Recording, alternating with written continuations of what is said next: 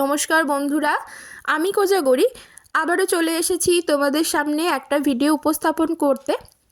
আজ যে সংক্রান্ত ভিডিওটি তোমাদের সামনে আমি উপস্থাপন করতে চলেছি সেটি হলো একটি লেবু দিয়ে টোটকা উপাচার।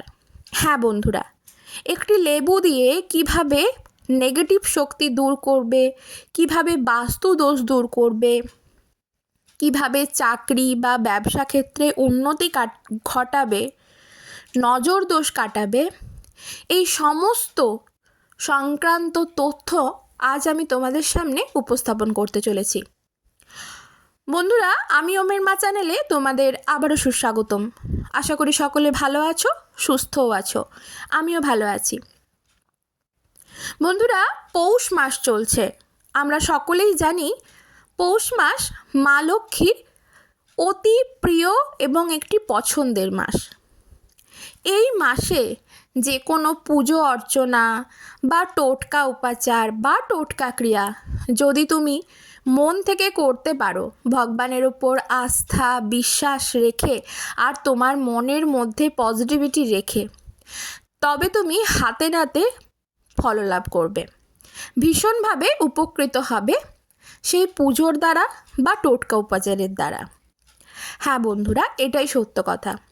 তবে কি জানো তো, যে কোনো টোটকা উপাচার বলো বা টোটকা ক্রিয়া বলো, মনের মধ্যে পজিটিভিটি রেখে ভগবানের ওপর আস্থা আর বিশ্বাস রেখে যদি তুমি সেই ক্রিয়া সম্পন্ন করতে পারো না, তাহলে তার ফল বিশাল হয়।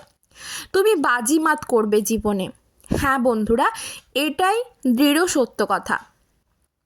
আমরা 2024 সালে পা দিয়ে ফেলেছি, তাই বছরের এই প্রথম মাস থেকেই যাতে আমাদের জীবন উন্নত হয় বা জীবনে উন্নতি ঘটে, সেই কারণে শুরু করো বা করে ফেলো এই ক্রিয়াটি। এই লেবুর টোটকাটি মঙ্গলবার থেকে শনিবার অবধি, অর্থাৎ মঙ্গল বুধ বৃহস্পতি শুক্র শনি, এই কদিনের মধ্যে তুমি সম্পন্ন করতে পারো। কোনো টাইমের দরকার নেই, তবে রাত্রি 12টার মধ্যে যে কোনো দিন সম্পন্ন করে ফেলো, হাতে নাতে ফললাভ করবে। বন্ধুরা, কথায় আছে বিশ্বাসে মিলায় বস্তু, তর্কে বহুদূর। তাই তর্ক না করে যদি মনের মধ্যে ভগবানের ওপর আস্থা বিশ্বাস রেখে ক্রিয়াটি করতে পারো, হাতে নাতে ফললাভ করো। টোটকা উপাচার আমি আগেই বললাম বিশ্বাসের ওপর। যারা বিশ্বাস করবে না তারা ভিডিওটি স্কিপ করে যেও। তো চলো বেশি কথা না বলে স্টার্ট করি। 1 নম্বর, যেটা আমরা সকলেই জানি, লঙ্কা লেবু খারাপ প্রভাব খাটায়, তাই তো? সেই কারণে বাড়ির মুখ্য দরজার সামনে বলো বা কোনো দোকানের সামনে বলো, চাকরির ক্ষেত্রে কোনো অফিসে বা ব্যবসা ক্ষেত্রে কোনো দোকানে আমরা কিন্তু প্রায় সময় দেখে থাকি লঙ্কা লেবু ঝোলানো। গাড়িতে থাকে তো, এটা নজর দোষ কাটানোর জন্য। ঠিক একই উপায়ে এই পৌষ মাস চলাকালীন মঙ্গলবার থেকে শনিবারের মধ্যে যদি তুমি লঙ্কা লেবুর একটি ছোট্ট মালা কিনে এনে সেটি মা লক্ষ্মীর চরণে ভালো করে আগে ধুয়ে নেবে, গঙ্গা জল দিয়ে শুদ্ধ করবে, তারপর সেটি মা লক্ষ্মীর চরণের কাছে একটি লাল ফুল সাদা চন্দন সহযোগে সেই লঙ্কা লেবুর ওপর রাখো এবং যে কটি লেবু থাকবে, মানে 3টে করে তো লেবু থাকে, সেই 3টে লেবুর গায়ে 3টি করে, প্রত্যেকটি লেবুতে 3টি করে লাল গোলা সিঁদুরের ফোঁটা দাও। সেটি মা লক্ষ্মীর চরণের কাছে অর্পণ করো সকালবেলা অথবা দুপুরবেলা পুজো করার সময়। সন্ধেবেলায় সেটি তোমার মুখ্য দরজার সামনে ঝুলিয়ে দাও। তুমি দেখবে এর থেকে কিন্তু তোমার বাড়ির যে খারাপ প্রভাব, অর্থাৎ তোমার বাড়ির মধ্যে যদি কোনো নেগেটিভ প্রভাব ঢুকে থাকে, নেগেটিভ শক্তি বা নেগেটিভ অরা যদি প্রবেশ করে থাকে, সেটা কিন্তু চিরতরে বেরিয়ে যাবে। আশা করি আমি তোমাদের বোঝাতে পারলাম। 2 নম্বর যেটা, সেটা হলো বাস্তু দোষ কিভাবে দূর করবে। বন্ধুরা, লেবু গাছ সর্বদা অশুভ শক্তি কাটায়, আশেপাশের বাতাবরণ সর্বদা শুদ্ধ রাখে। তাই একটা লেবু গাছ লাগাতে পারবে। লেবু গাছ লাগানো ভীষণভাবে, লাগালে উপকৃত হবে তুমি। তারপর প্রথমে যে লেবুটি ফলবে সেই লেবুটিকে কোনো পুকুরে বা নদীতে বা যে কোনো জলাশয়ে বা প্রতিষ্ঠিত যে পুকুর যেখানে আমরা ঠাকুর বিসর্জন করে থাকি সেইখানে ভাসিয়ে দাও।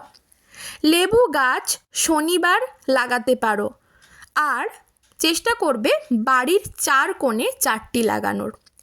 যারা ফ্ল্যাটে বসবাস করো তারা বাড়ির উত্তর পূর্ব কোণ করে একটি লেবু গাছ টপে লাগাতে পারো। এতেও কিন্তু ফললাভ করবে, কারণ আমি আগেই বললাম লেবু গাছ আশেপাশের বাতাবরণ সর্বদা শুদ্ধ রাখে। আশা করি এটিও আমি বোঝাতে পারলাম। 3 নম্বর যেটা, সেটা হলো চাকরি বা ব্যবসা ক্ষেত্রের উন্নতির জন্য করতে হবে। সেটা হলো হনুমান মন্দিরে তোমাকে যেতে হবে, মঙ্গলবার যাবে, ঠিক আছে? যাবার সময় মঙ্গলবার কিংবা শনিবার ক্রিয়াটি করতে পারো। যাবার সময় তুমি সাথে করে নিয়ে যাবে একটি অক্ষত লেবু, মানে লেবুটির গায়ে যেন কোনো কাটা ফাটা বা কালো দাগ না থাকে, যেটা কাগজি লেবু বা পাতি লেবু যেটা স্ক্রিনে দেখতে পাচ্ছ, এই রকম একটি লেবু, অক্ষত লেবু নিয়ে যাবে। আর নিয়ে যাবে সাথে করে 4টি ছোট এলাচ। সেই এলাচ 4টি মানে যে 4টি এলাচ নিয়ে যাচ্ছ সেই 4টি এলাচ লেবুতে গেঁথে দাও। গেঁথে যে হনুমান মন্দিরে যাবে সেই হনুমান মন্দিরে গিয়ে বসে হনুমান চালিসা পাঠ করবে। পারলে সাথে করে একটি লাল রঙের আসনও নিয়ে যেতে পারো। লাল রঙের আসনে বসে হনুমান চালিসা পাঠ করলে হনুমানজির কৃপা লাভ করা যায়। তারপর সেই লেবুটি যেটাতে তুমি 4টি এলাচ গেঁথেছিলে সেটি হনুমানজির পায়ে নিবেদন করো। এর ফলে কি হবে বলো তো? তোমার জীবনে যদি কোনো বাধা থেকে থাকে সেই বাধা দূরীভূত হবে চিরতরে। জন্মছকে যদি মঙ্গলের দোষ থাকে, অর্থাৎ তোমার জন্মছকে যদি মঙ্গলের দোষ থাকে, সেটাও কেটে যাবে চিরতরে। নবগ্রহ সাথ দেবে তোমার। আশা করি আমি এটাও বোঝাতে পারলাম। বন্ধুরা, জ্যোতিষশাস্ত্রে কিন্তু এমনটাই বলা আছে। আমি কোনো জ্যোতিষী না, তবে তথ্য সংগ্রহ করে যেটুকু জানতে পেরেছি এবং যেমনভাবে আমি উপকৃত হয়েছি সেটাই তোমাদের সাথে শেয়ার করলাম। তোমাদের সাথে যেগুলো শেয়ার করছি এই প্রতিটি জিনিস আমি নিজের সাথে করে দেখেছি, আমি ভীষণভাবে উপকৃত হয়েছি। তবে ওই যে বললাম, মনের মধ্যে পজিটিভিটি রেখে ভগবানের উপর আস্থা বিশ্বাস রেখে ক্রিয়াগুলি করবে। মানে ক্রিয়াগুলি শুনলাম তাই করলাম এমনভাবে না, মনের মধ্যে পজিটিভিটি রাখতে আমি এটাই বলছি যে তোমাকে মনের মধ্যে এটাই রাখতে হবে, আমি যে ক্রিয়াটি করতে চলেছি বা ক্রিয়াটি করলাম আমি এর দ্বারা ফলপ্রদায়ী হয়ে গেছি বা হতে চলেছি, আমার ভগবানের ওপর বিশ্বাস আছে। এইভাবে কিন্তু মনে পজিটিভিটি রাখতে হবে। আচ্ছা, 4 নম্বর যেটা, সেটা হলো নজর দোষ কিভাবে কাটাবে তার জন্য। একটি লেবু নিবে, তারপর তোমার মাথার ওপর দিকে বাম দিক থেকে ডান দিকে 7 বার ঘোরাবে। তারপর নতুন একটি ছুরি নেবে, যেই ছুরিটি আগে কখনো ব্যবহার করনি, প্রয়োজনে একটি নতুন ছুরি আগে থেকে কিনে রাখবে। তারপর সেই লেবুটিকে মাঝখান থেকে কেটে দেবে। তারপর তোমার বাড়ির বাইরে গিয়ে যে কোনো জায়গায় মাটিতে গিয়ে গেঁথে দাও। দেখবে এর দ্বারা তোমার ওপর যদি কেউ নজর রেখে থাকে বা নজর দিয়ে থাকে, বা তোমার বাচ্চার ওপর বা তোমার সন্তানের ওপর বা তোমার হাজব্যান্ডের ওপর বা বাড়ির যে কোনো পরিবারের যে কোনো মানুষের ওপর যদি কোনো নজর লেগে থাকে, কেউ যদি তন্ত্রক্রিয়া করে থাকে, সেটাও কিন্তু একেবারে কেটে যাবে। এটা দৃঢ় সত্য কথা। আমি নিজে এটা আমার সাথে করে দেখেছি, আমি কিন্তু ফললাভ করেছি বন্ধুরা। 24 ঘন্টার মধ্যে তুমি একটা মিরাকেল দেখতে পাবে, নিজে নিজেই বুঝতে পারবে ক্রিয়াটি আদৌ সত্য ছিল কিনা বা ক্রিয়াটি ফলল কিনা। এরপর যেটা বলবো সেটা হলো দোকানের নজরদোষ কিভাবে কাটাবে। সকালবেলা একটা লেবু নিবে, অক্ষত একটি গোটা লেবু, কাগজি লেবু, যেন সেটাতে কোনো কাটা ফাটা দাগ না লেগে থাকে। সেটা দোকানে যে তোমার ক্যাশ কাউন্টার, যেখানে তোমার ক্যাশ বাক্স আছে, তার উপরে যে কাউন্টারটা সেখানে রেখে একটি নতুন ছুরি সহযোগে 4 ভাগে ভাগ করে দেবে। ঠিক আছে?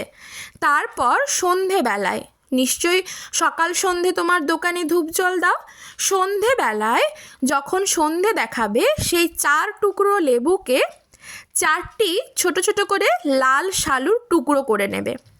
সেই 4 টুকরো লেবুকে লাল শালুর মধ্যে বেঁধে সেটিকে সেদিনই জলে ভাসিয়ে দাও। কোনো প্রতিষ্ঠিত পুকুরে বা জলাশয়ে, সব থেকে ভালো হয় যদি প্রতিষ্ঠিত পুকুর হয়, অর্থাৎ যেখানে ঠাকুর বিসর্জন দেওয়া হয়, সেইখানে গিয়ে ভাসিয়ে দাও সেই সন্ধেবেলাতে। এর ফলে তুমি দেখবে ব্যবসায়ে বিরাট উন্নতি ঘটছে। যদি তুমি চাকরি করে থাকো, যদি তোমার নিজের কোনো অফিস থেকে থাকে, তবে তোমার অফিসেও এই ক্রিয়াটি কিন্তু সম্পন্ন করতে পারো। অফিসে নিশ্চয়ই কোনো একটি জায়গায় তুমি টাকা রাখো, সেই যে টাকাটি রাখো যে জায়গাটায়, তার ওপর রেখে কিন্তু, সেটা বক্স হোক বা কাউন্টার হোক, সেই তার ওপর রেখে কিন্তু লেবুটিকে কাটতে হবে। আশা করি এই 5 নম্বর ক্রিয়াটিও তোমাদের বোঝাতে পারলাম। 6 নম্বর যেটা গ্রহদোষ কাটাবে সেটা হলো একটি পাতি লেবু নিবে, তারপর তা গঙ্গা জল দিয়ে ভালো করে ধুয়ে শুদ্ধ করে নেবে। তারপর এই মন্ত্রটি 108 বার উচ্চারণ করবে। মন্ত্রটি ভালো করে শুনে নাও। মন্ত্রটি হলো ওং শ্রী হনুমাতায় নমঃ, ওং শ্রী হনুমাতায় নমঃ, ওং শ্রী হনুমাতায় নমঃ। এই মন্ত্রটি 108 বার উচ্চারণ করবে। যদি জপমালা থেকে থাকে ভালো হলো, যদি জপমালা না থাকে সেক্ষেত্রে 10 মিনিট ঘড়ি ধরে জপ করে নেবে। 10 মিনিট জপ করলে 108 বারের বেশি হলে ক্ষতি নেই। তারপর সেই লেবুতে 4টি অক্ষত লবঙ্গ গেঁথে তা তোমার কাছে রেখে দেবে। তোমার যদি দুর্ভাগ্য থেকে থাকে তা সৌভাগ্যে পরিণত হবে বন্ধুরা। আর 7 নম্বর সর্বশেষ যে টোটকা উপাচার সেটা হলো, কোনো ব্যক্তি যদি অসুস্থ থাকেন তবে একটি লেবুকে সেই ব্যক্তির বাম দিক থেকে ডান দিকে পা থেকে মাথা পর্যন্ত 7 বার ঘোরাও। তারপর সেই লেবুটি 4 ভাগে ভাগ করো, যে কোনো শনিবার ক্রিয়াটি করো। তারপর সবার চোখের আড়ালে সেই 4 ভাগ লেবুর যে কোনো চৌরাস্তায় গিয়ে 4 দিকে 4টি টুকরো একটি একটি করে ফেলে দাও সন্ধেবেলায়। ক্রিয়াটি করো, হাতে নাতে ফললাভ করবে।